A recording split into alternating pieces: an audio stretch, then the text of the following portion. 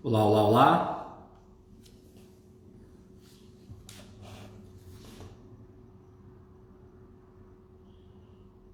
Olá, olá, olá, pessoal.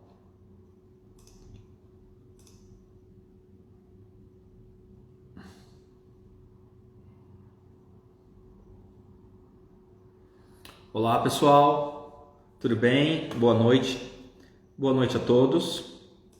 Vamos começar agora mais uma live com nada mais nada menos que o CIO da Ocam. Só para você ter uma ideia, o fundo flagship deles, um dos fundos mais importantes deles, tem mais de 7 bilhões de PL. Então a gente está falando aqui de uma asset da mais alta qualidade, uma asset que atinge público institucional, uma asset que está acostumada a sofrer processos de due diligence pesados, porque tem investidores muito graúdos alocando nesse tipo de fundo. E o que a gente vai conversar hoje, é sobre risco. Vamos falar com o Duda Rocha. Daqui a pouco estou esperando ele entrar aqui. Vamos ver, visualizar. Então, vamos entrar ao vivo agora com o Duda Rocha, CIO da Ocam. E vamos discutir aspectos relacionados à gestão de risco. Tá bom? Então, convidem seus amigos, que agora já vai começar a nossa conversa com Duda Rocha. Tudo bem? Tudo bem, Duda? Tudo bom, tudo ótimo. Prazer falar com vocês. Prazer falar com todas as pessoas que estão conectadas aí. Prazer falar com vocês que são ótimos também gestores de risco também, aconselhadores, faz um advisor muito bom. E eu acho que esse tema sobre asset também é bastante rico para a gente. Muito bom. O fundo flagship da casa está com 7 bilhões, é isso mesmo? A gente, total da casa, são 17 bilhões de subgestão, mais de 100 mil clientes diretos, mais de 1 milhão de clientes, se você considerar os indiretos. A gente em multimercado tem mais de 10 bi, né? O maior fundo da casa, você está correto, tem mais de 7 bi, aproximadamente de 8 bi hoje. Muito bem. E vocês têm como passivo desses fundos tanto clientes pessoa física como institucionais, é verdade? Isso. A gente tem um passivo de muito boa qualidade na Ocam, foi algo que a gente sempre se preocupou. A gente tem 1/3 do passivo, aproximadamente institucionais, sejam locais ou estrangeiros. 1/3 é um wealth management de excelente qualidade e 1/3 são as plataformas, né? Lembrando que as plataformas se sofisticaram muito. Alguns dos nossos fundos de maior risco até estão fechados nas plataformas, mas as plataformas também têm um processo de aproximação com o cliente, como a gente está fazendo aqui com você. Então, acho que também teve uma qualidade superior nas plataformas. E vocês sofrem processo de diligência, né? Quer dizer, o investidor institucional, antes de fazer um aporte, eu suponho que eles façam várias perguntas, peçam vários relatórios, e vocês têm que estar à altura para poder responder essas demandas de investidor institucional, que são, suponho eu, muito mais importantes, muito mais exigentes que um público de pessoa física. Você consegue discutir atender esses dois públicos? Assim, o que é interessante é que a pessoa física, e a gente adora a pessoa física, quando investe na Ocam, ela, além da performance, né, a gente foi eleita a melhor gestora especialista do Brasil. O que é isso? O retorno ajustado ao risco foi o melhor dos fundos nos últimos 3 anos. É a segunda vez que é a Ocam, considerando todos os fundos, que a gente só tem uma estratégia. Então, acho bem interessante, porque quando a pessoa física investe, ela leva de graça, entre aspas, todo o nosso arcabouço de risco, tá? E o que é isso? O que o institucional exige, né? Os nossos parâmetros são institucional lá fora. Então, por exemplo, há mais de 10 anos, por exemplo, a Ocam tem uma política responsável de investimento. Ou seja, aspectos qualitativos como ambiental, social e governança, que são em voga agora, a gente já pratica há 10 anos. A gente tem a nossa filosofia de investimento que a gente gera mais alfa. O que é mais alfa? Retorno independente da direção do mercado por olhar aspectos qualitativos como esse. Tá? E a gente tem, diferente das gestoras, até de ter uma lista de restrição de investir nos ativos. Te dou um exemplo. Na época da Lava Jato, a gente ficou restrito em vários papéis, o que evitou, o que deve sempre se evitar numa gestão de recursos financeiros, descontinuidade para baixo, né? Então, também foi bastante legal. Então, os investidores nossos institucionais têm essa capacidade da gente ter uma política, uma filosofia de ESG, que é ambiental, social e governança. A gente é auditado a cada 3 meses por uma empresa de auditoria internacional chamada Top 4, que também vê todos os nossos processos. Por exemplo, exige que o nosso processo seja absolutamente diferenciado na distribuição de todas as nossas ordens, que seja um processo que, por exemplo, todos nós da UCAN só investimos no fundo. Então, a gente tem um extrato que a gente dá, que a gente não investe nada fora do fundo, não tem nenhuma posição das pessoas físicas. Então, é todo um processo para dizer que a gente está absolutamente alinhado com a cota, alinhado com o cliente, né? Então, isso deixa os investidores até estrangeiros, né, bastante tranquilos. Então, a gente tem um diferencial na gestão de risco, a gente tem critério de liquidez, a gente pode sair de qualquer ativo em até 15 dias. A gente sai hoje em 3 dias, apesar de a gente ter 17 bis de gestão. A gente tem stop por posição, se uma posição não estiver dando certo, a gente sai.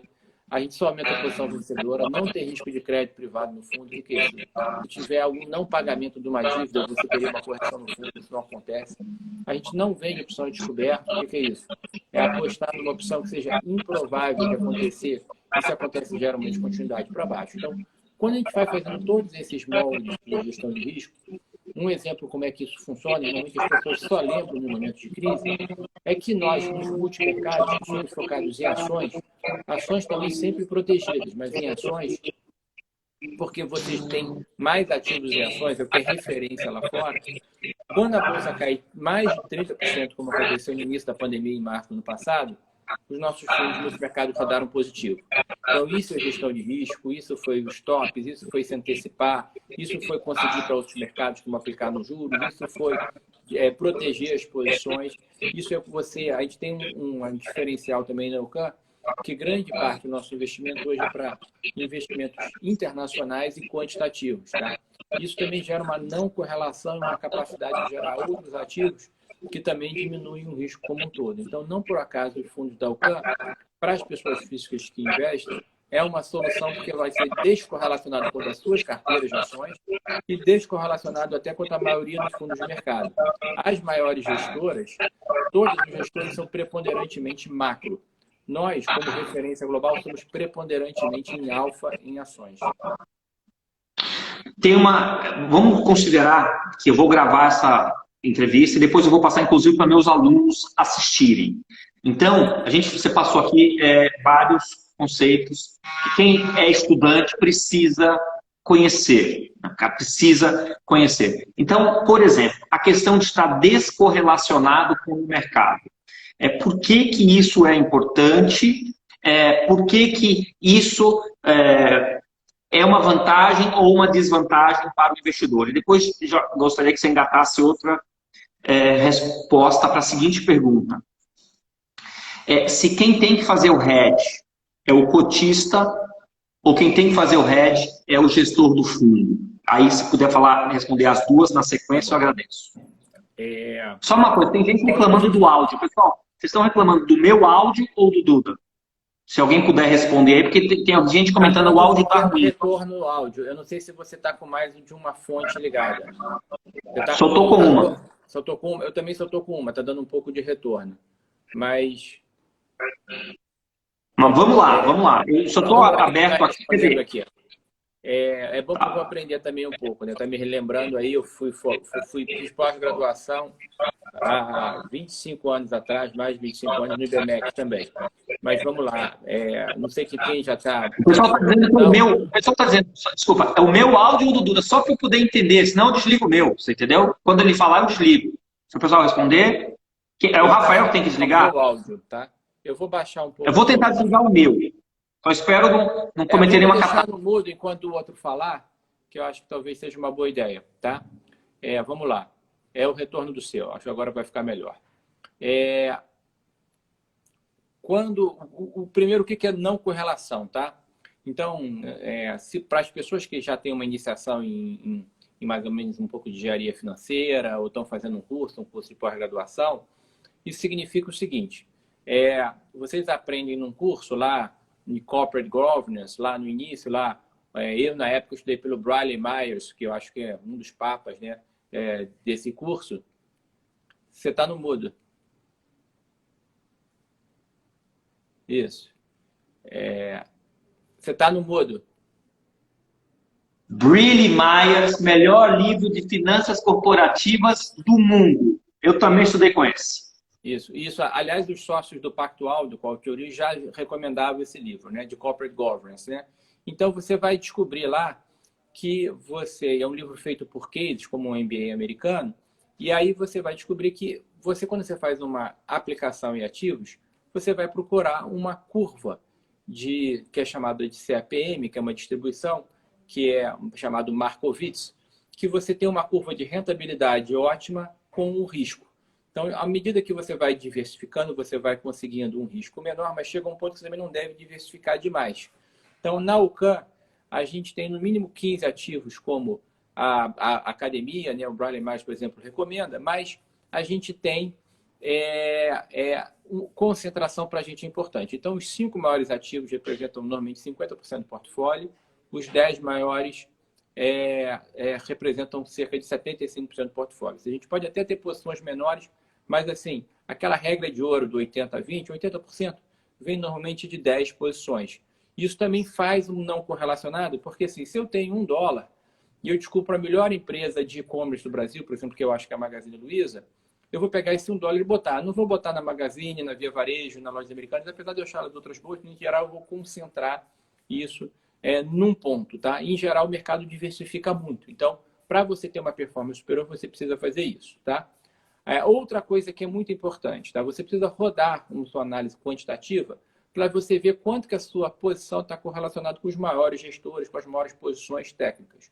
A gente tem uma tecnologia de ver isso aqui no Brasil, inclusive até no mundo, tá?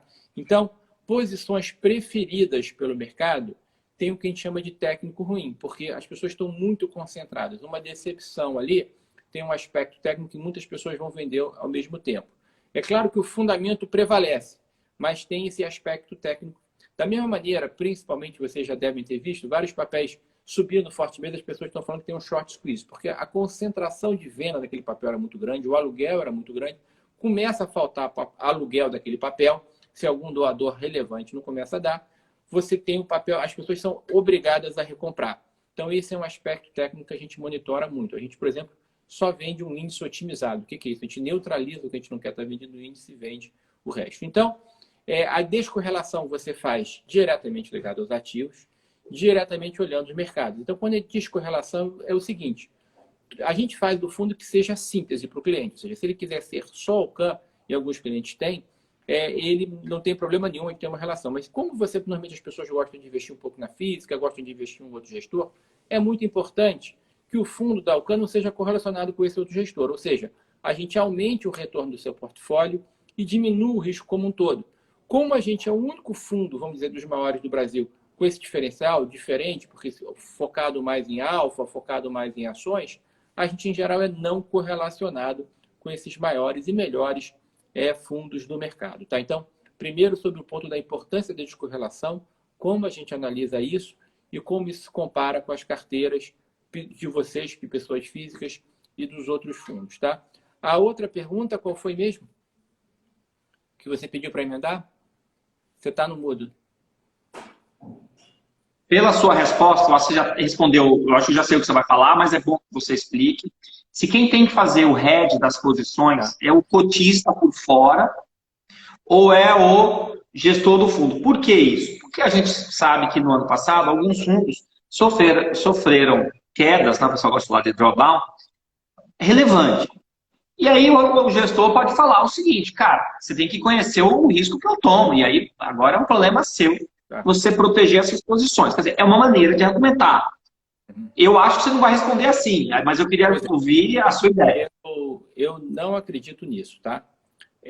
Eu acho que o gestor deve prover a gestão de risco antes da gestão de retorno para os clientes, tá? Então, por exemplo, na sua afirmativa, né? Eu vi alguns gestores que operam alavancados terem perdas alavancadas, né? Então, eles eram os melhores gestores porque também operavam alavancados. Isso é muito perigoso para o investidor pessoa física, porque ele não percebe, ele nem tem como averiguar.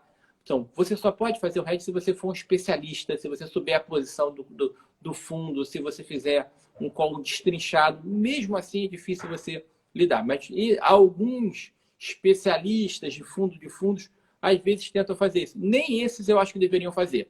A partir do momento que você investe no gestor, se você quiser fazer um hedge, você pode estar fazendo um hedge ao mesmo tempo que o próprio gestor, no mesmo dia, e vocês fazerem o hedge dobrado, por exemplo. Então, assim, a partir do momento que você delegou o seu dinheiro para ele, né, você tem que confiar, né? Você realmente está, assim, muito importante, é uma relação de confiança. Eu sempre brinco que você investir, você tem que conquistar mente, corações e estômagos. Então, você tem que conquistar a mente porque você tem que dizer, olhar uma empatia do Duda, dizer que ele entende, olha, que legal, a performance está ali. Corações, eu estou falando isso, eu tenho que confiar, assim, de coração.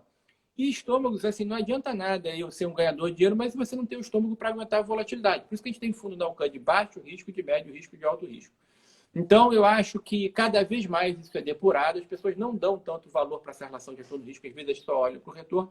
Mas no Brasil, principalmente, você vai ter uma crise a cada 3 anos, né? Mercados emergentes, assim, a gente não é amaldiçoado, são mais instáveis. Então, é muito importante o gestor fazer a gestão de risco, na minha opinião, fazer as proteções. Muita gente critica o value at risk. Fala o seguinte, que é um airbag, que quando você bater com muita velocidade, você vai morrer. Claro, a gente na academia, a gente sabe as limitações, mas é muito comum eu fazer minhas visitas nos gestores, porque a gente vende sistemas de risco também com dinheiro, e alguns falam, eu gosto de ver a exposição aos fatores de risco, mas o VAR eu olho menos. Alguns até falam, ó, eu não acredito no VAR. Você consegue falar sobre o VAR, se vocês, a ênfase que vocês dão nessa métrica, se vocês dão ênfase a outro tipo de métrica? Tá. Boa, gostei da comparação, né, do airbag, né? Eu tenho um carro que tem um sistema inteligente, quando ele se aproxima do outro, muito forte, ele tem um próprio sistema de frenagem. Eu prefiro a gente funciona mais na UCAN com esse sistema. Apesar de a gente ter o VAR, Expected Shortfall, Stress Test, VAR at Risk, assimetria para baixo de posições de VAR. Mas, assim, é que as pessoas não... Assim, risco vamos lá, vamos para o simples. OCAN quer dizer simples e essencial. Então, vamos falar um pouco de risco. Então, primeiro, a gente tem uma volatilidade presumida nos fundos. Quando o próprio mercado...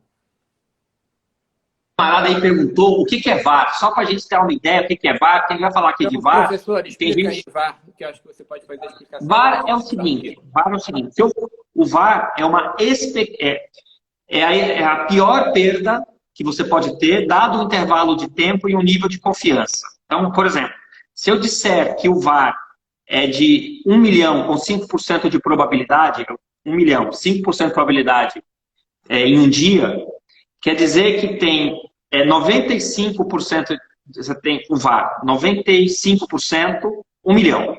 Isso significa que tem 95% de chance das suas perdas estarem limitadas a este milhão.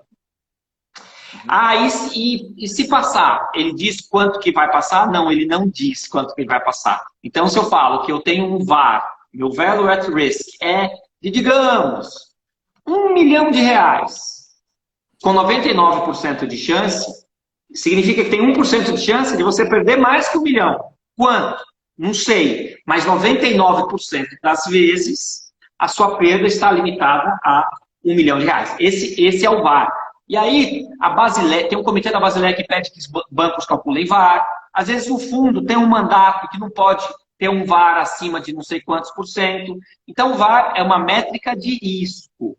Tá bom? Então, só resumindo. Imagina um VAR de R$1 milhão a 99% de probabilidade para um dia. Isso significa que tem 1% de chance de você perder mais que esse milhão. Quanto? Não sei. Em outras palavras, tem 99% de chance da sua perda estar limitada a 1 milhão. Esse que é o ponto. A gente usa, normalmente, VAR a 2%. O que ele está explicando? em condições normais de temperatura e pressão, dado uma distribuição de curva normal, você... O que acho que é interessante? O VAR é mais interessante para o gestor do que para o cliente, porque como uma pergunta aqui que é VAR, o cliente não tem que ser especialista nisso. Mas assim, o que é interessante? Você está colocando um risco num fundo, vamos dizer um risco de um fundo de alto risco desse, do nosso. Aí vamos dizer que há uma situação de estresse. Então eu vivi algumas. Queda das torres gêmeas, eu estava sentado na mesa. O mercado para, você tem circuit break, o mercado cai imediatamente mais de 10%. Quanto que você pode perder numa situação dessa? Então, mais importante até que o financeiro é você dizer em percentual. Então, o fundo vai cair 1%, 2%. Se todas as posições andarem não correlacionadas, as proteções não funcionarem e você tiver uma perda relevante. Então, essa pergunta é relevante. Então, é relevante para o gestor. A gente costuma ter uma gestão bastante ativa e ter proteções. O nosso VAR funciona a um nível bem baixo, que a gente fica rodando diariamente, do que é a volatilidade visível do fundo, né? Então, assim, em geral, eu brinco que as pessoas ficam com medo de um fundo muito volátil. Isso é bom, porque o problema é uma volatilidade escondida. A renda fixa, às vezes, tem uma volatilidade escondida. O negócio é um reloginho que sobe, aí alguém não paga uma dívida, o fundo tem uma descontinuidade para baixo. Toda a nosso racional da Alcan e qualquer boa gestora deve ser construída para as descontinuidades serem para cima. Por isso que eu estou falando, se eu comprar uma opção, eu vou comprar uma opção só de ter um ganho grande. As pessoas, às vezes, ganham uma probabilidade muito pequena, mas ganha 9 em 10 vezes, mas uma vez que você perde, você gera uma descontinuidade. Isso não é desejável, tá? Então, o VAR, se funciona, o VAR então, assim, o VAR é também um pouco como uma democracia, né? É o pior sistema, que existe, excluído todos os outros. Quando o VAR surgiu, né, eu montei, na época, a parte de risco também do Pactual, lá atrás, que foi o banco de investimento que deu origem à BTG. Foi uma certa revolução, porque ele normalizou e era a referência de que todas as pessoas olhavam na indústria de fundos internacional. Então, vamos ver o que é aceitável de perda, porque quando você tinha que controlar um pouco o risco de trader, você dizia que ele poderia ir até aquele VAR. Eu aceito perder até 1, 2% de uma queda numa cota, numa situação extrema. Mais do que isso eu não aceito. Você não pode aumentar a posição, por mais que você ache boa a posição. A gente na Alcante não tem esse problema, porque a gente não tem que administrar risco de trader. Todas as posições são feitas por consenso. São 4 gestores na parte de equities e 5 gestores na parte macro. Eu, como portfólio manager, né, como gestor, eu participo dos 2 boards, tá? Então, isso fica mais alinhado com o gestor, porque às vezes o trader ele tem um desalinhamento com o cliente na cota. O que é isso? Se ele pega o dinheiro do cliente, se ele ganhar, ótimo, ele ganha para o cliente e ele alavanca no bônus dele porque ele ganha. Mas se ele perder, quem perde é o cliente, mas ele não devolve o dinheiro para o fundo, né? Então, você tem que fazer um certo cuidado em relação a isso, então você tem que ficar administrando. Ao final do dia, isso também é risco, tá? Você fazer uma filosofia que, ao final do dia, todos apoiam o cliente. Então, como eu falei, como a gente tem uma volatilidade presumida, o que é isso? Dada a volatilidade em condições normais do mercado, se o mercado já começa a dar sinais que está entrando numa crise, a volatilidade começa a subir muito, e é comum a volatilidade do mercado dobrar, triplicar no momento que é esse, a gente automaticamente diminui. Porque, por exemplo, o Rondônia Absoluto, um fundo nosso, que é o nosso maior fundo, ele tem uma meta de render CDI mais 8%, com 8% de vol. Ou seja, se a vol dobrou, ele não precisa ter o mesmo tamanho de posição. Ele pode continuar perseguindo o CDI mais 8 com metade da posição, né? Porque, assim, não tem jeito. O risco pode ser positivo ou negativo para ganhar. Então, é claro, quando você está no ambiente de risco, às vezes você fica quase no ambiente de não investimento. Então, você tem que fazer mais arbitragem, você tem que fazer mais trades curtos, você tem que fazer tudo protegido. E aí gera muita oportunidade de ganhar, mas isso não é um jogo de você ser herói, porque você não pode ser vilão em perder o dinheiro do cliente. Então, você trabalha, a volatilidade dobrou, você trabalha 2 vezes mais. A volatilidade triplicou, você trabalha 3 vezes mais, sempre protegendo mais, mas também gera muita oportunidade de pequenos ganhos. E aí você vai passando esse furacão, pegando as grandes distorções, fazendo pequeno. Não tem que ser racional no mercado irracional, então você vai fazendo isso e passar, tá? Por que as pessoas não gostam de VAR? Então, primeiro, antes sobre risco, tem um dos pais sobre risco que escreveu o Cisne Negro, que ele exemplifica a frase mais famosa, né? O mais importante sobre risco não é o que você sabe, é o que você não sabe. Então, se você perguntar para mim agora qual é o maior risco que eu vejo para 2021, provavelmente eu vou errar. Eu nunca ia dizer que a pandemia, a última pandemia que a gente teve foi há 100 anos atrás. Eu nunca ia dizer que a pandemia seria ano passado. Dois fundos hedge fund que eram referência no mercado e gerou perda para todos os bancos de investimento, um quebrou em fevereiro e outro em março, porque papéis de pior qualidade subiram fortemente, esses squeeze que eu falei, que as pessoas não mediram bem o quantitativo. E um operava alavancado, que pode gerar a quebra do fundo. Eu nunca diria que esses fundos iam gerar uma disfunção do mercado. Então, assim, eu nunca diria que o Bitcoin ia subir 600% em janeiro para depois cair 300% em 2 meses. Assim, sobre risco, o mais importante não é o que você sabe, é o que você não sabe. Por isso, ex ante, você tem sempre que carregar uma proteção. Se você quiser gerar alfa, né? Se você quiser fazer direcional e só nessa aposta, é possível. Mas para a gestão de cliente, você tem que ter uma proteção ex ante, tá? Para o que a gente chama para proteger o risco sistemático. O que é o risco sistemático? É o risco do sistema do que você não sabe, né? O que vai acontecer o que vai acontecer nesse overnight no sudoeste da Ásia, assim, o que pode acontecer em várias, são muitas variáveis hoje que comandam os mercados. Então, sobre o que você não conhece, você tem, claro, que você tem um viés um pouco de algumas tendências. Por exemplo, tem a tendência que a commodities vão subir. As empresas que estão vendendo commodities são mais alavancadas ainda operacionalmente. Então, você pode proteger isso. A gente tem a filosofia de investir em empresas com crescimento de geração de caixa maior que 15% e retorno maior que 15%.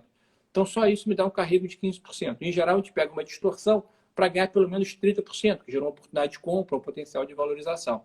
Se você comprar essas empresas de valor e crescimento e vender as empresas que não crescem, que não têm vantagem tecnológica, quem tiver vantagem tecnológica vai morrer, você tiver um conhecimento de acertar o setor, tudo isso você vai diminuindo o risco. Então, é um elemento que você consegue fazer proteção. Eu tenho primeiro uma pergunta operacional, super rápida, que quando você calcula a vol, você falou, não quero que a vol do fundo passe de 8%. Você está calculando com os últimos 21, 63 ou qual intervalo de tempo? A gente calcula... Pode falar? A gente calcula por 252 dias, considerando os últimos 21 dias por Ilma, ou seja, exponencializadas. As últimas amostras são importantes, mas a gente procura olhar uma janela mais longa, tá? O que a academia mais... Usa Ilma. Usa Ilma. Ou seja, a gente olha 252 dias, mas os últimos 21 dias a gente dá uma importância maior. A exponencial. Qual lambda do Ilma? Qual lambda? 6%? Lambda de quanto? 6%. Beleza, pessoal, tem que saber risco. Ó, as perguntas, respondeu na lata. Respondeu na lata. Porque sabe. Eu pergunto pro cara, qual o lambda? Então, assim, mas assim, pessoal. E aí eu acho que o mais importante é você tentar se aproximar o máximo possível da realidade. Agora, os pontos de entrada são muito importantes nos ativos. Então, é interessante, né? Historicamente, na Alcan, como a gente tem estoque de posição, o time de entrada é importante. Então, a nossa vol realizada é significativamente menor do que a vol presumida. Ou seja, dadas essas condições de mercado, é isso aqui. Só que como o ponto de entrada eu faço, como eu faço proteção no ativo correto, como eu também vendo o ativo que eu acho que está caro e tem um evento que vai poder fazer ele efetivamente cair. Então, todos esses eventos fazem a minha vol, por exemplo, do fundo de retorno absoluto, que tem uma vol de 8%, a gente persegue essa vol presumida de 8%, mas a realizada é próximo de 5%. Então, olha que bonito. O fundo rende acima da meta de retorno com uma vol menor do que a meta, entendeu? Então, a gente, dos maiores fundos, a gente tem conseguido ser o único fundo com Sharpe maior que 1. O que é índice Sharpe? Que é uma medida super simples de risco. É quanto você tem de excesso sobre CDI. Então, por exemplo, o retorno absoluto é CDI mais 8, então é 8% a mais, dividido diretamente pela vol, ou seja, por 8%. Então, a minha meta é ter um Sharpe de 1 ou superior. A gente tem conseguido, no nosso histórico, ter um Sharpe acima de 1. A proteção você faz com put ou futuros ou os dois? A gente faz preponderantemente, acho que a sua pergunta é boa, preponderantemente com derivativo, que seria ou put ou índice, mas a gente preponderantemente a gente faz com índice otimizado. O que é isso? O índice Bovespa, por exemplo, tem mais de 70 papéis componentes, tá?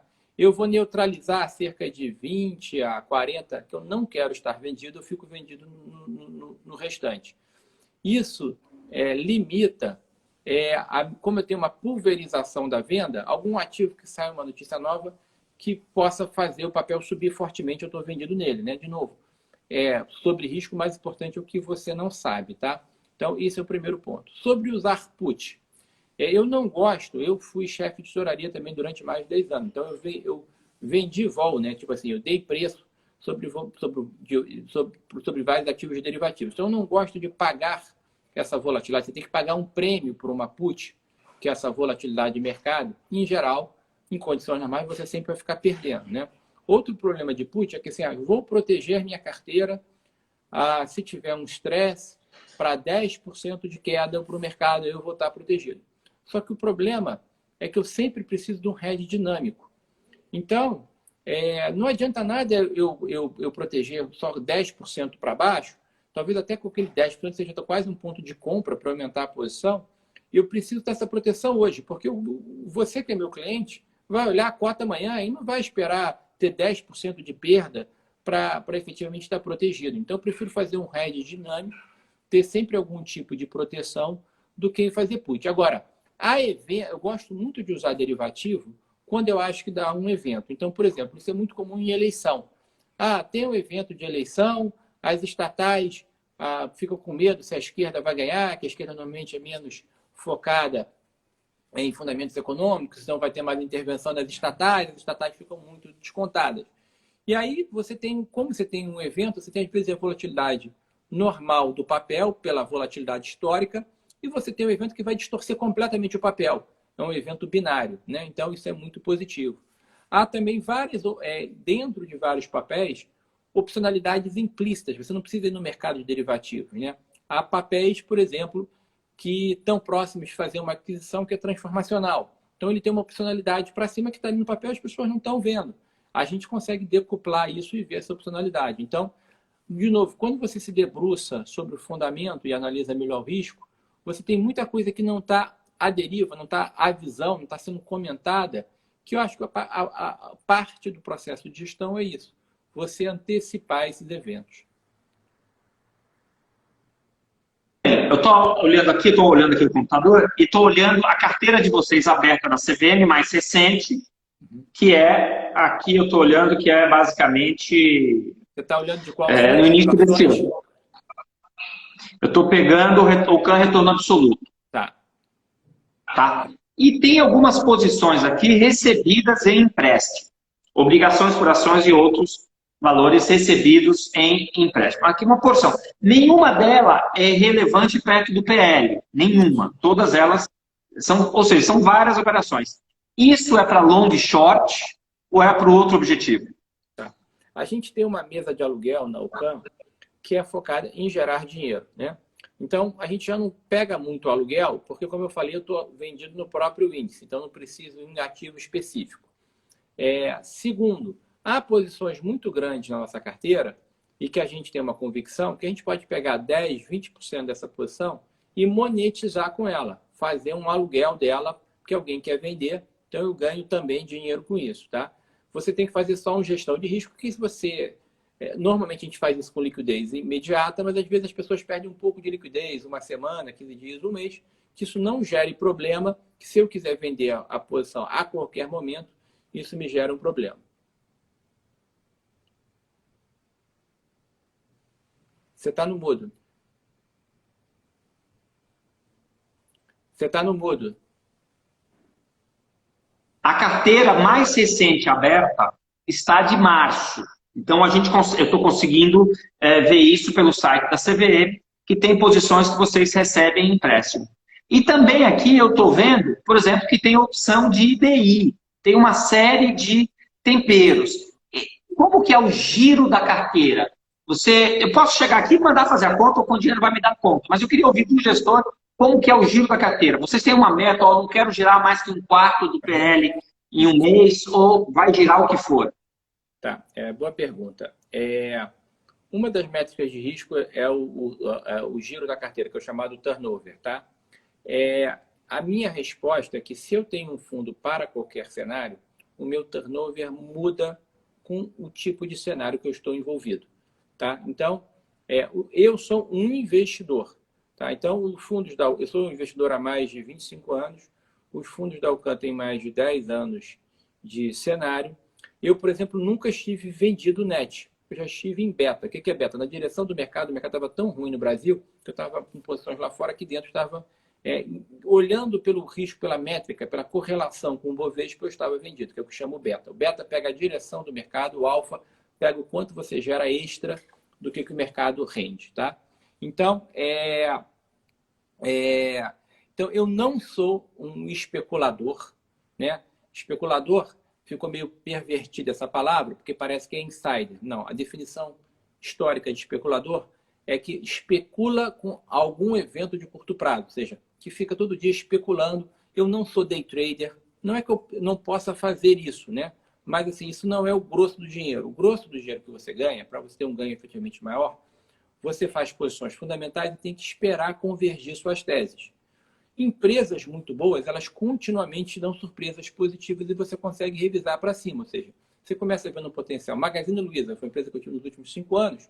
Ela foi a empresa que mais subiu no Bovespa, porque ela continuamente foi crescendo mais de 100% ao ano, fazendo aquisição, sendo transformacional no e-commerce, mudando o jogo efetivamente. Então, você vai vendo cada vez mais que você mantém a posição. E aí você ganha isso, a empresa multiplica por 10. Um especulador, a empresa subiu 10, 20%, já vende. Daí você perde o grande ganho se você está olhando. Então, uma das pessoas que as pessoas erram muito no investimento de pessoa física é que as pessoas têm stop gain, ou seja, ganho um pouquinho, ganhei, ótimo, e não tem o stop loss. Você perdi, não vou esperar voltar para o meu preço. Isso, como regra de trade, é completamente errado. Você tem que saber o que você está fazendo. Então, normalmente as empresas caem por um motivo. Então, se seu investimento não deu certo, saia dele e mantenha os que estão dando certo. As pessoas tendem psicologicamente a fazer o inverso. As coisas não necessariamente voltam à média, tá? Esse não é o jogo. Então, por isso que tem empresas que caem 80% eu acho caras e empresas que multiplicam por 10 eu acho baratas. Então, isso é bem legal. Estão pedindo para eu falar do Flamengo. Eu sei, às vezes, eu uso sobre risco no exemplo do Flamengo, porque eu sou um anjo da guarda, sou um cara muito presente na gestão do Flamengo. O Flamengo é um exemplo de gestão e gestão de risco. Então, você que é Flamengo está me ouvindo, por que o Flamengo tem que vender o Gerson, que é um dos melhores jogadores dele? Porque a esse preço e a esse câmbio, você compra 3 jogadores de alto nível no Brasil. Isso é gestão de risco.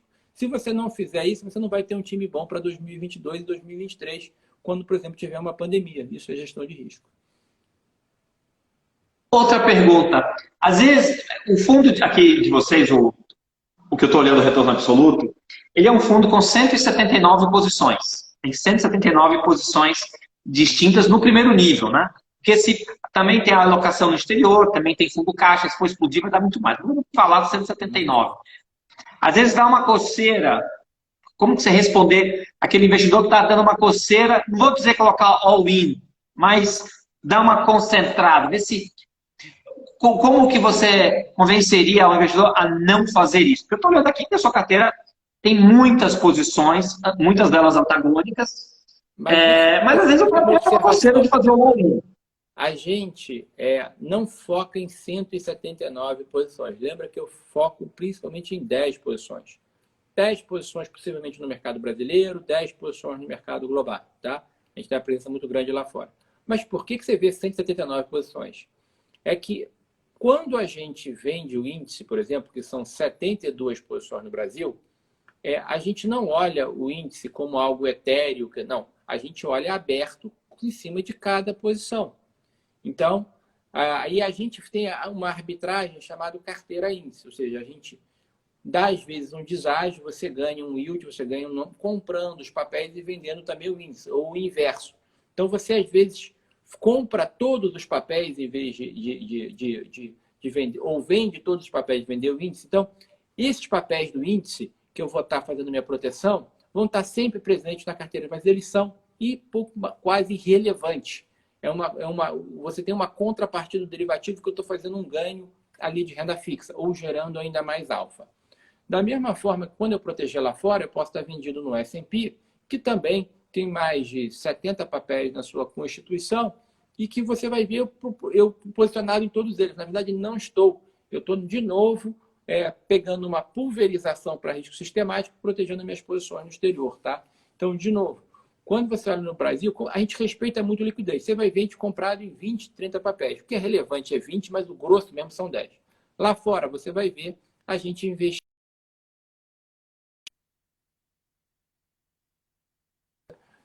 porque a gente também pode estar lá fora, que a gente não tem o mesmo ciclo de competência do que no Brasil, sobre uma vantagem. Quem sabe que a gente tem 10% que a gente conhece mais do ativo. Então, a gente tem uma tecnologia de ganhar lá fora, utilizando muito a ferramenta quantitativa. Então, se aqui eu vou direto no ativo de e-commerce, lá fora eu vou no ativo, mas eu também, se eu quero pegar um tema setorial, eu posso pegar um índice setorial para pegar aquele tema, tá? Porque talvez eu tenho uma humildade que eu cubro muito bem Apple, mas eu posso não ser os 10% que mais entendem de Apple no mundo, por exemplo. Só para citar a empresa de maior valor de mercado no mundo.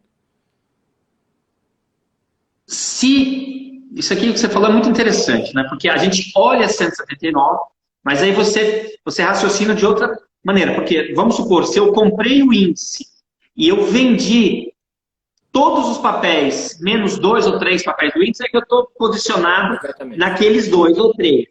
Exatamente. Você, quando bate o olho na sua carteira, se você não soubesse que é sua, você conseguiria perceber isso? Pô, o cara está comprado no Ibov aqui, mas ele está vendido nesse. Ou o contrário, ele está vendido em índice futuro, mas ele comprou uma cacetada de papéis menos esse. Ou menos esse. Pô, então ele está comprando. Você batendo o olho, você consegue ver isso? Sim. A gente tem, inclusive, uma tecnologia para medir o mercado e as carteiras abertas, como é que as pessoas estão posicionadas no mercado, né? Mas eu sou especialista. Uma informação que eu acho que é relevante é o seguinte: não dá para operar a cota.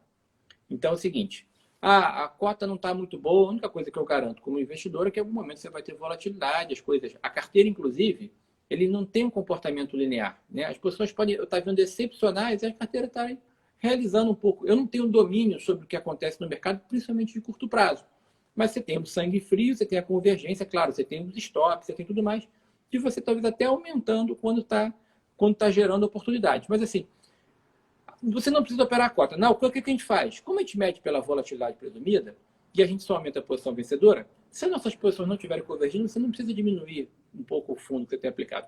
A gente vai estar diminuindo as posições. Quando estiver convergindo, a gente vai estar aumentando, né? Então, é como se a gente tivesse. Então, não dá para você operar a cota. Segundo, não dá para você tentar seguir o gestor, tá? Porque, assim, se você começar, então, a falar de ativos que tem aí em março, por exemplo, em março, a expectativa do Brasil crescer era 3,5%. Agora, o Brasil está a expectativa de crescer 5,5%. Teve uma mudança macro relevante, por exemplo. Então, a gente ficou muito mais animado com o Brasil. A gente tinha 50% da posição lá fora e 50% aqui no Brasil. Agora, está em 2/3 do Brasil. Entendeu? Isso acontece, isso pode mudar em 1, 2 dias.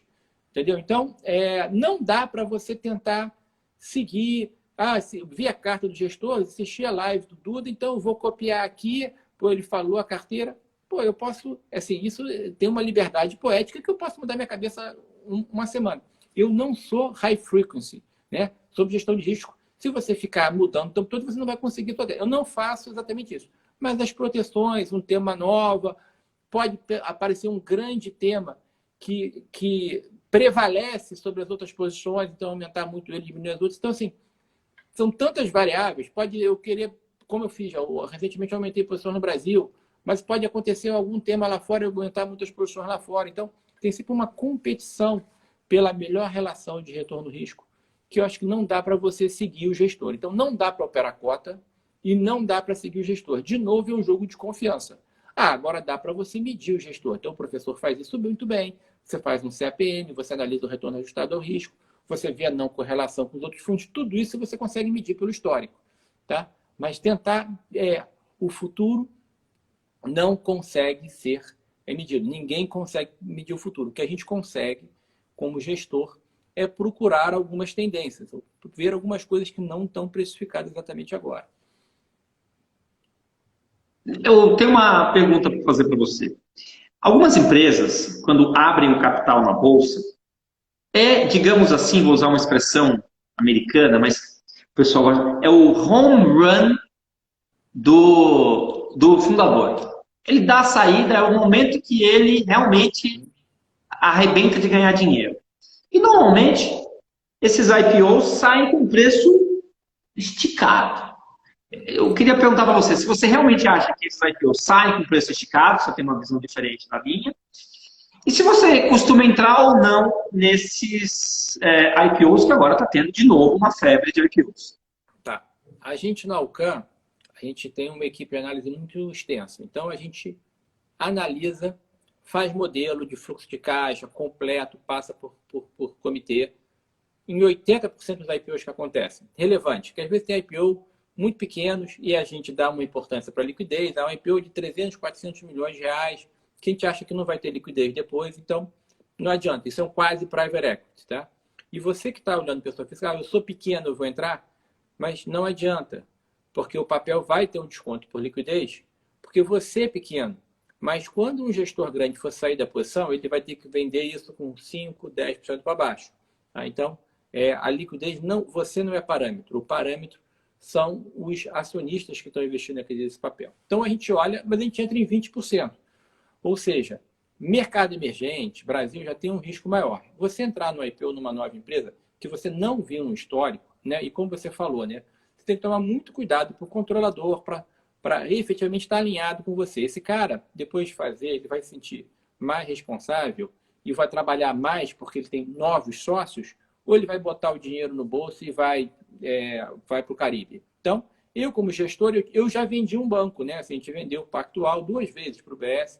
Os meus sócios são principalmente pessoas que venderam. Se eu não tiver, eu poderia estar no Caribe, mas assim, se eu não tiver o propósito de fazer que o meu fundo seja o melhor fundo em onde eu estou risco, fazer educação financeira, ficar aqui com vocês ensinando, se isso não é realmente o propósito, você não vai estar. Então, você tem que tomar um certo cuidado. No Brasil ainda, tem muito, assim, ainda pouca informação. Nos Estados Unidos, existe uma cultura de mercado muito forte de grande percentual da renda das pessoas investidas e um foco no longo prazo.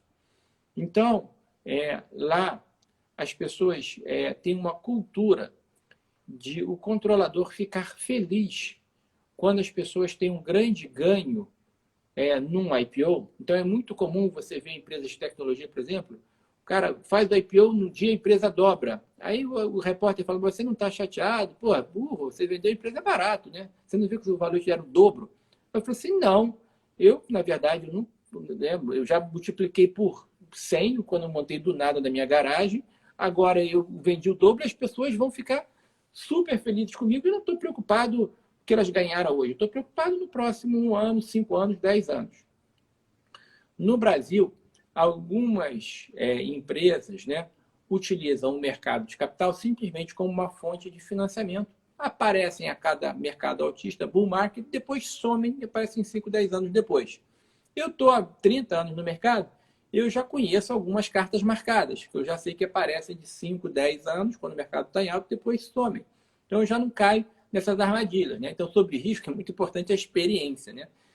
Mas tem empresas que pegam dinheiro para trabalhar mais, para reinvestir, ter oportunidades e tudo mais. Então, o IPO é excelente, é mais risco que o normal. As pessoas acham que é uma molezinha. Não é uma molezinha. A maioria dos IPOs no Brasil tem um comportamento medíocre em relação ao comportamento do mercado.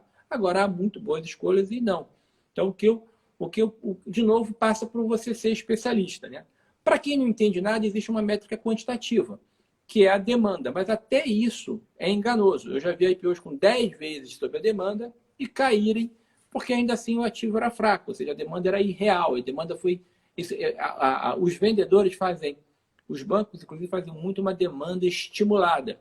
Né? Dizem que tem essa demanda, puxam, todos bidam, e, na verdade, ninguém tem convicção sobre o ativo. Vou fazer uma pergunta aqui, se você não puder responder, não tem problema. A pergunta: você acredita 100% em Chinese Wall?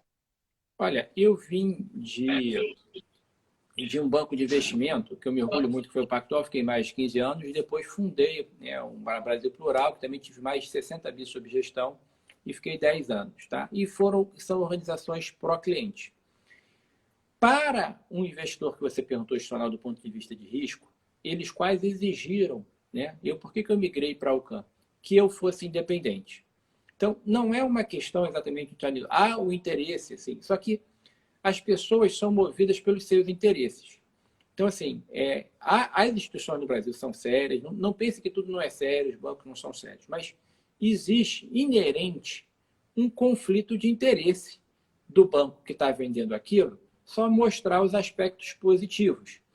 existe inerente um conflito de interesse que o vendedor, a empresa, é um cliente do banco, ele quer agradar esse cliente, né? É claro que os compradores também são, mas existe um conflito de interesse. Para que lado que você está, né?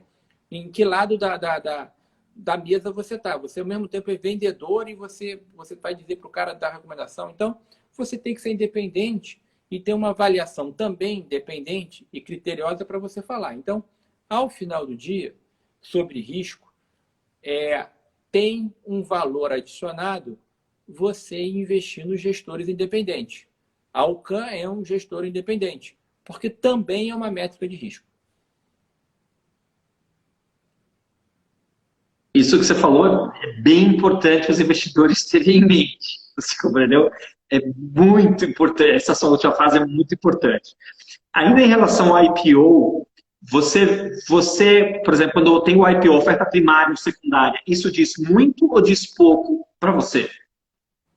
Depende, né? Eu sou focado em empresas de crescimento, né? Se uma empresa me pede dinheiro para ela continuar crescendo e eu vejo oportunidade de investimento e ela tem um histórico de investimento, retorno sobre capital alto, para mim eu acho bom ele pedir dinheiro. Desde que eu só vou comprar também que me dê que eu acho o preço da empresa boa, né? O que a gente, em geral, não gosta é você ver o secundário, o controlador saindo fortemente.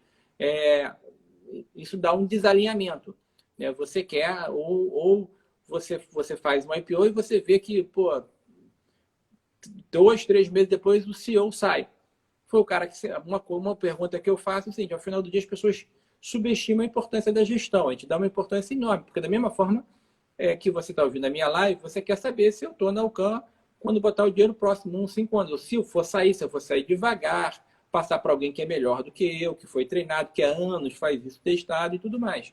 Então, não existe você fazer isso, mas às vezes isso acontece. Então, o controlador vender ou a gestão sair em pouco tempo mostra que a empresa foi oportunística, né? Isso gera um não alinhamento, né? Então, a gente gosta... cada caso é um caso. O IPO, a oferta secundária, não tem problema nenhum. A gente acha ótimo o mercado expandir, gera mais oportunidades para a gente. Está vindo muito boas empresas, né? Agora, acontece. Eu te dou um exemplo. Redditor, eu sou amigo da família, acho a gestão fantástica, referência em saúde no Brasil. Há 10 anos eu tento convencer eles a listarem no mercado. Quando veio, como é uma empresa muito premium, veio bem precificado. Então acontece, isso é frustrante. Então você tem que esperar. Te dou outro exemplo. Eu tive a Amazon nos anos 2000, lá até o ano 2000, antes da quebra da bolha. Peguei o movimento. Só consegui ter a Amazon depois em 2010 um pouco e consegui só comprar agora em 2000. Eu consigo comprar a Amazon de 10 em 10 anos e ela se valoriza rapidamente. Aí você fala, que bobo, né? A empresa se valoriza tanto, você perdeu. Mas eu, nesses últimos 3 anos, tive Apple, que subiu mais que a Amazon. Há 3 anos antes eu tive Microsoft, que subiu mais que a Amazon. Foi o efeito de competição. Então, assim, o meu ponto existem muitas empresas excelentes no mundo e no Brasil. Só que você tem sempre que ter a disciplina de que você vê o potencial de valorização. Então, isso não é a condição necessária, mas não suficiente. As empresas excelentes te dão um carrego bom, ou seja, rendem 15%, 30%. Mas, às vezes, ela pode estar 30% caras e durante 2 anos você vai perder dinheiro. Também isso não é desejável. Então, você tem que ter essa disciplina e muita paciência. Como é que você resolve isso? Então, tenha um escopo maior de cobertura que você sempre encontre empresas com potencial de valorização. Então, outra coisa importante sobre o risco é que, em geral, as pessoas têm uma ansiedade. Isso não é para pegar todos os movimentos, pegar todas as empresas que você está. Eu, por exemplo, nunca tive uma criptomoeda porque eu nunca consegui justificar os preços delas de forma fundamental. Perdi o movimento. Mas isso não é sobre acertar tudo, né?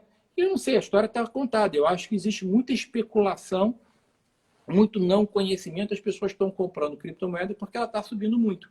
Não é por nada diferente disso. Realmente tem um método quantitativo de você pegar esse momento. Mas também quando elas caem, elas não sabem por que tem. E é isso, o Bitcoin estava 20 mil, foi para 60 mil no começo do ano, agora voltou para 30 mil. Assim, é uma volatilidade muito grande. A nossa live já vai acabar daqui a pouco, mas eu tenho uma pergunta que eu tenho certeza que todo mundo quer ouvir a sua resposta. Quais são os setores que provavelmente vão se destacar na Bolsa brasileira e na Bolsa americana? Tá. A gente Setores, não segue, precisa nem falar de empresa, setores. tá bom. A gente segue o mesmo critério que a gente usa internacionalmente, a gente usa no Brasil, tá? Então, tem 3 setores que a gente persegue atualmente, tá? Primeiro é cíclicos, pela recuperação da pandemia, né? Então, vários ativos estão se recuperando da pandemia. A gente ainda tem um desvio de percepção em relação ao mercado, um viés, que a gente já viu numa desaceleração de vários anos, teve uma desaceleração brusca no passado com a pandemia. Então, a gente acha que vai ter anos de recuperação econômica. Revisões, inclusive, para cima, para frente. Então, não é que o mundo vai crescer brutalmente no curto prazo. O mundo vai crescer alto por mais tempo, né? É assim, historicamente, nas recuperações. Então, se nós estivermos correto, o setor de commodities, né, que não tem diferenciação, mas são demandados quando você tem um crescimento de atividade maior, né? Por exemplo, a gente está comprado no petróleo, aqui no Brasil tem a Vale, que é uma empresa de mineração excepcional, lá fora a gente está comprado em empresas de cobre, são energias alternativas, você tem um ganho. Então, commodities. Outro setor, e aí nos Estados Unidos tem todos os setores ligados a entretenimento, tem uma míriade de empresas que faz até algumas coisas em índice, tá? Então, assim, setor cíclico é um setor bastante forte. No Brasil, a gente está com empresas de varejo que estão se recuperando agora, mas tem que ter um varejo com uma vantagem comparativa em e-commerce, senão não vai sobreviver. A gente acha que o setor financeiro, que é alavancado, ou seja, vai ter mais crédito nessa recuperação econômica brasileira, vai ter menos inadimplência, vai ter mais mercado de capitais, vai ter mais operações. Então, as plataformas de investimento, por exemplo, a gente gosta bastante desse tema. Então, é algo que a gente persegue. Tá? Então, em termos de tecnologia, a gente gosta de plataformas de investimento e ligados a e-commerce. Na parte de cíclicos, toda essa recuperação econômica. Então, eu falei principalmente o varejo é um exemplo disso. E tem um outro tema que vai aumentar os investimentos, que é o setor de saúde, tá? Porque a pandemia já era um setor excepcionalmente bom, de altos retornos, com utilização de tecnologia, só que a pandemia está fazendo mais investimentos privados e públicos. Então, os laboratórios estão ganhando muito dinheiro com Covid lá fora, as empresas de plano de saúde, as pessoas estão fazendo mais plano de saúde. Então, a gente gosta muito das empresas integradas no Brasil que fornecem planos de saúde relativamente baratos, com padrão de qualidade, e são empresas muito eficientes e consolidadoras. Integradas, eu digo que ela tem o hospital e o plano de saúde, ela tem controle de custos. Você está no mudo. Você está no mudo. Falei GNDI e Rap Vida, talvez. GNDI, você falou que a... Agora eu que não te ouvi.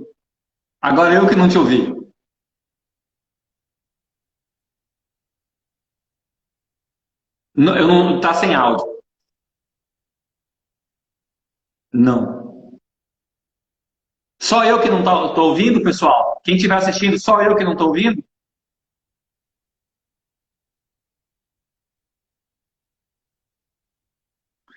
Eu não consigo mais ouvir você. Não sei o que aconteceu.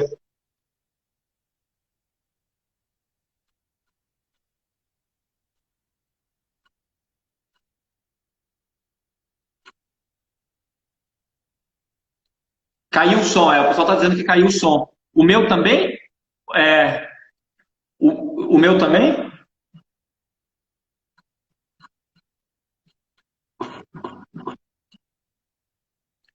O meu também. O Duda mudo. E o Rafa. O Duda tá mudo. Deu algum piripaque aí. Só o Duda. Então vocês estão me ouvindo, certo? Fala aí, Rafael. Eu escuto o Rafael. Alguém escreve aí, escuta o Rafael, só para ter certeza que vocês estão me ouvindo. O professor tá ok, beleza.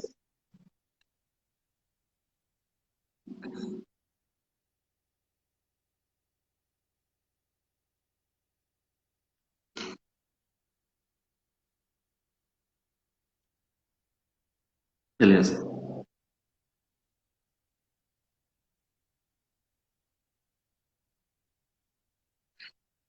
Pessoal, é possível que o Instagram nos derrube. Eu vou colocar isso lá no Com Dinheiro, vou salvar isso, tá bom? Mas, inegavelmente, né? Inegavelmente, o Duda é um monstro. Né? O camarada sabe tudo, né? Tem experiência, fala com propriedade. quer dizer, é algo que vale muito, né? Eu gostei muito da resposta dele, sobre o Chinese Wall, né?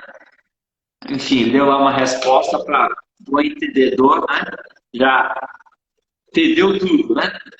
Cadê aqui? Vamos lá. Se é o Duda aqui que está voltando. Volta, Duda! Tem aqui um hashtag Volta Duda. Vamos ver se é o Duda que está aqui. Se não for o Duda, eu tô frito. Vamos lá. Visualizar. Ok. Vamos ver se ele volta. Se é ele mesmo. Às vezes eu recebo um convite para entrar. Vê se voltou agora o áudio. Voltou aqui, tudo bem? Duda, eu estava falando que nossa conexão vai cair daqui a pouco. Essa live foi excelente. As suas respostas muito objetivas, transmitem uma confiança tremenda, uma experiência enorme. Eu tenho que desligar, porque senão o Instagram vai nos derrubar. Eu só queria falar sobre as palavras, é isso. Acho que é só agradecer a todos que participaram. Queria agradecer ao professor aí pela aula também, pela pontuar e ponto de risco. A gente gosta muito de falar sobre risco, né? Infelizmente, o tempo de gestor é escasso, então a gente às vezes não consegue atender todas as demandas. Mas eu acho legal que você deixou isso gravado. Eu acho que você falou pontos pertinentes que você pode passar para as pessoas. E queria agradecer a todos que participaram, a todos que veio assistir esse vídeo, que pode ser bem interessante. Muito obrigado e um abraço. Um abraço. Tchau, tchau. Tchau.